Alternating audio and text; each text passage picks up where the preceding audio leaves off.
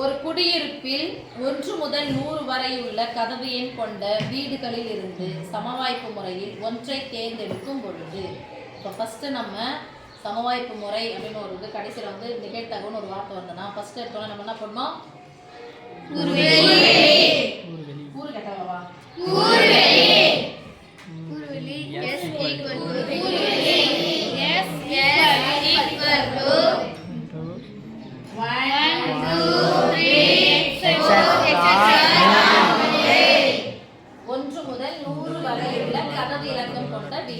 இதுல வந்து ஒரு வீட்டை அவங்க சூஸ் பண்றாங்க. ஓகேவா? இங்க போட்ட உடனே அடுத்து என்ன பண்ணனும்?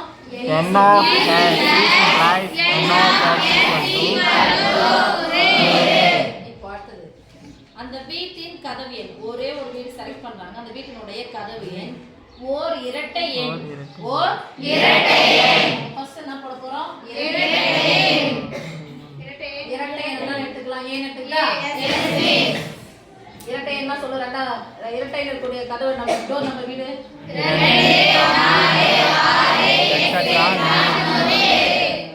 பாதி தானே. ஒற்றை எண் 50 இருக்கும், இரட்டை எண் 5 இருக்கும். இங்க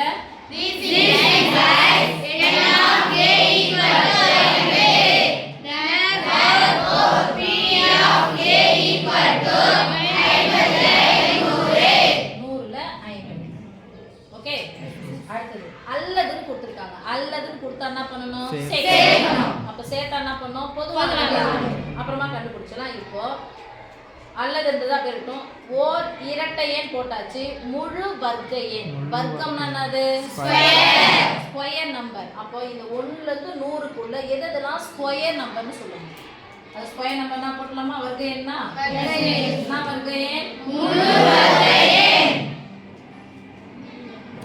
b = அத நான் எடுத்துக்கலாம். b = முழு வர்க்க எண் 1ல இருந்து 100க்குள்ள என்ன நம்பர் இருக்கும்? 1 square 1 square 4 square 4 square 4 square 4 square 16 5 square 25 6 square 36 7 square 49 8 square 64 9 square 81 10 square 100.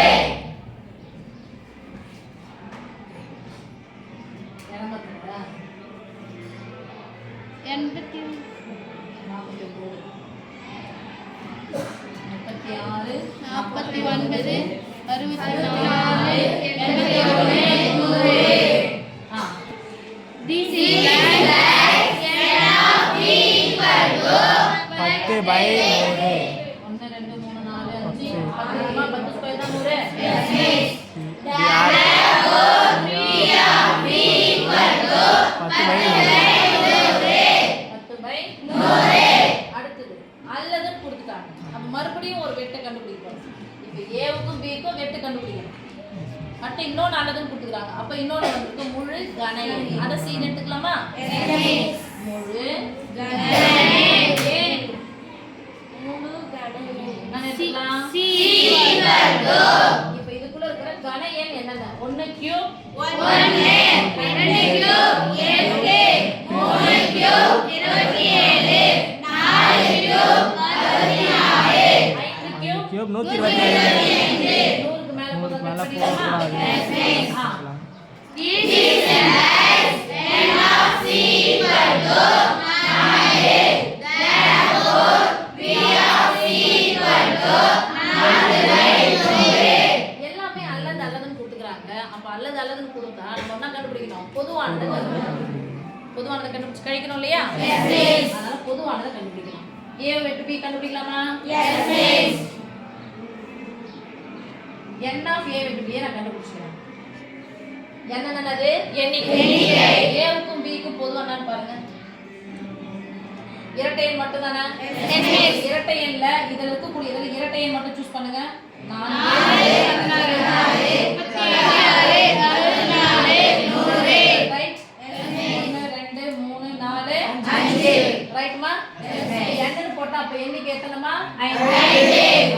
Therefore p of a = b = 5/500. அடுத்து a க்கும் b க்கும் பொதுவானது கண்டுபிடிச்சிட்டோம். a க்கும் c க்கும் கண்டுபிடிக்கலாமா? Yes miss.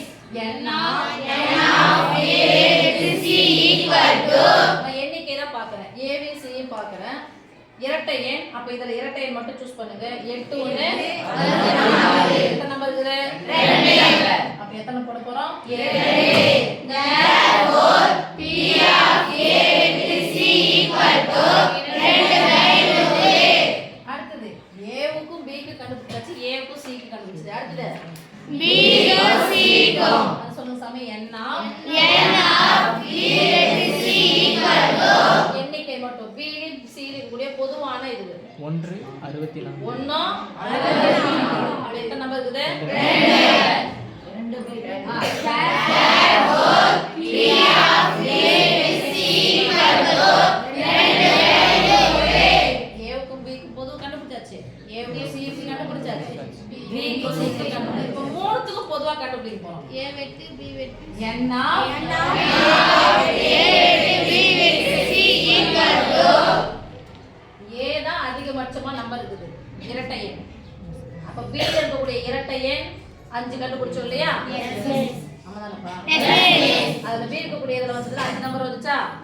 இது இருக்கக்கூடிய இரட்டை எண் 5 நம்பர் வந்துச்சு. இந்த 5 நம்பர்ல c ல யார் வந்தது? 8 ஆனா 8 இங்க இருக்குதான்னு பாருங்க. இல்ல, ஸ்கொயர் நம்பர்ல இல்ல. அப்ப எது மட்டும் வரும்? 64. எத்தனை நம்பர்? ஒரே number.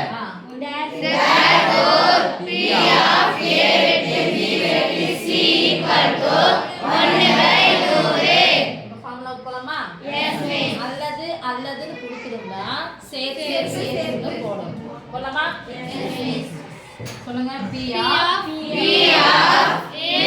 with b with c equal to p of a plus c of b plus p of c plus minus minus p of a with b minus c of a with c minus p of b with c.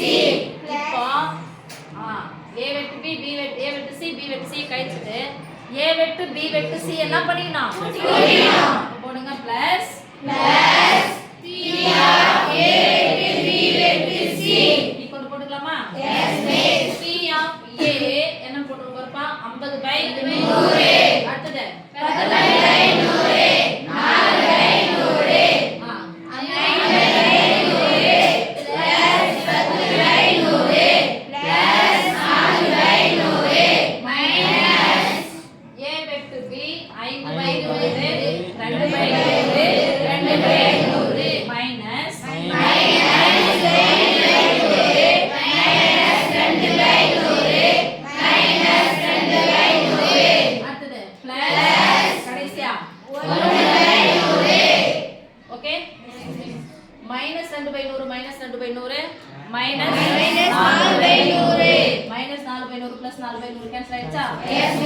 இப்போ 10 ல இருந்து 5 கழிச்சா 5. எத்தனை முறை பின்னையன் பின்னையன் பின்னையன் நடுவுல plus minus வச்சா எத்தனை முறை 100 வந்தாலும் ஒரே முறை 50.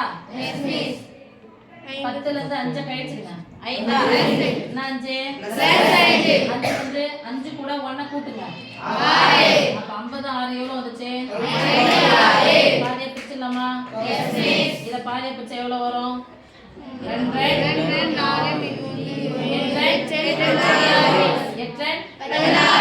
4 போட்டுக்கலாமா? ஒரு நாள் 4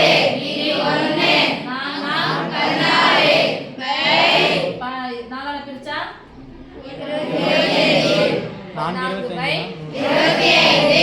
25 நாள் தான் 100. ஓகே 14/25 கொண்டு சுருக்க முடியாது.